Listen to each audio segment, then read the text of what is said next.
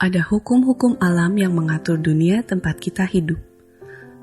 Seperti matahari terbenam, bulan muncul, dan bintang bersinar di langit. Bumi dan planet terus berputar.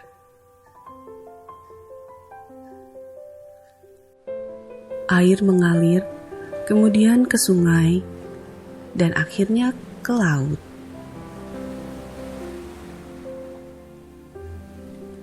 Saat musim dingin berlalu, musim semi tiba dan bunga-bunga bermekaran.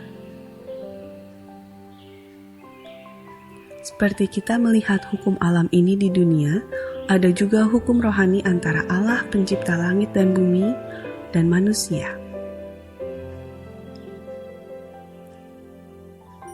Tuhan Allah mengasihi saudara dan mempunyai suatu rencana yang indah bagi hidup saudara.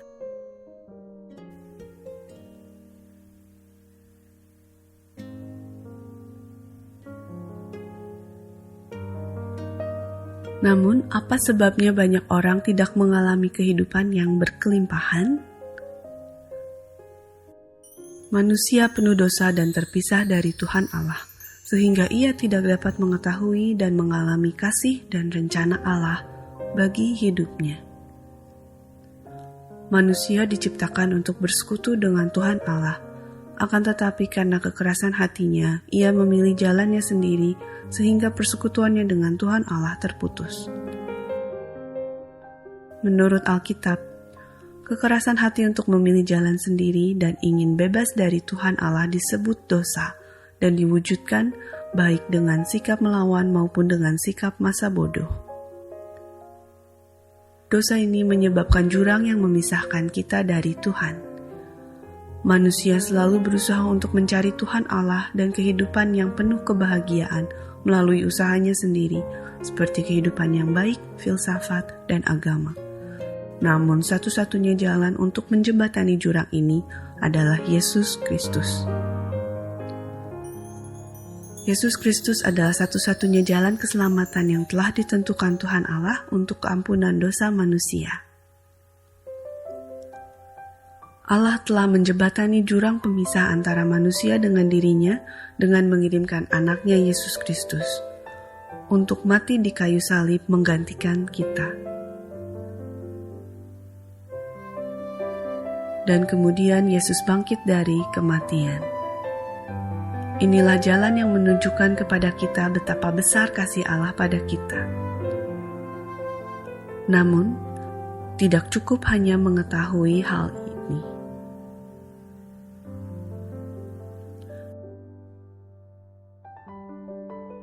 Kita harus menerima Yesus Kristus menjadi juru selamat dan Tuhan kita dengan mengundangnya secara pribadi. Dengan demikian, kita dapat mengetahui dan mengalami kasih dan rencana Allah bagi hidup kita. Kita menerima Kristus dengan mengundangnya secara pribadi. Yesus sedang mengetuk pintu hati kita. Kalau kita mendengar suaranya dan membuka pintu hati kita, Kristus akan masuk dalam hidup kita dan kita dapat memulai persekutuan dengannya. Kedua lingkaran ini menggambarkan dua macam kehidupan. Lingkaran sebelah kiri menggambarkan hidup yang dikuasai oleh si aku. Si aku bertahta dalam hidup dan Kristus ada di luar kehidupan. Segala keinginan dikuasai oleh si aku berakhir dengan kekacauan dan kekecewaan.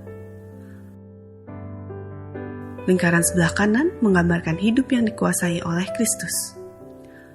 Kristus berada di dalam hidupku dan bertahta. Si aku turun tahta, tunduk pada Kristus, menghasilkan keserasian dengan rencana Allah. Lingkaran manakah yang mencerminkan kehidupan saudara? Lingkaran manakah yang saudara ingin akan mencerminkan kehidupan saudara?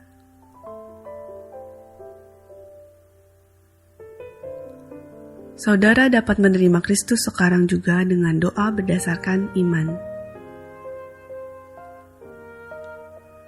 Doa adalah percakapan dengan Tuhan.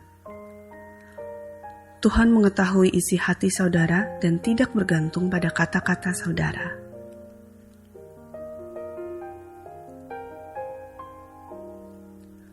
Berikut ini adalah salah satu saran doa. Tuhan Yesus, saya memerlukan Engkau. Terima kasih karena telah mati di salib untuk mengampuni dosa-dosaku. Saya membuka pintu hatiku dan menerima Engkau sebagai Juru Selamat dan Tuhanku. Terima kasih karena mengampuni dosa-dosaku dan memberiku hidup kekal. Kuasailah tahta hatiku. Bentuklah saya menjadi seorang pribadi yang sesuai dengan kehendak-Mu.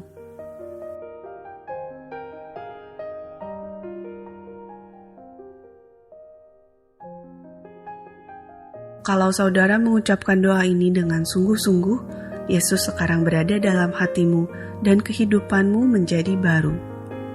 Dosa-dosa saudara telah diampuni, saudara memiliki hidup kekal dan menjadi anak Tuhan. Persekutuan dalam gereja yang baik sangat penting untuk bertumbuh dalam persekutuan dengan Tuhan. Kalau ada beberapa potong kayu bersama-sama terbakar, maka nyalanya besar. Tetapi jika salah satu potong diambil dan dibiarkan sendirian, padamlah apinya.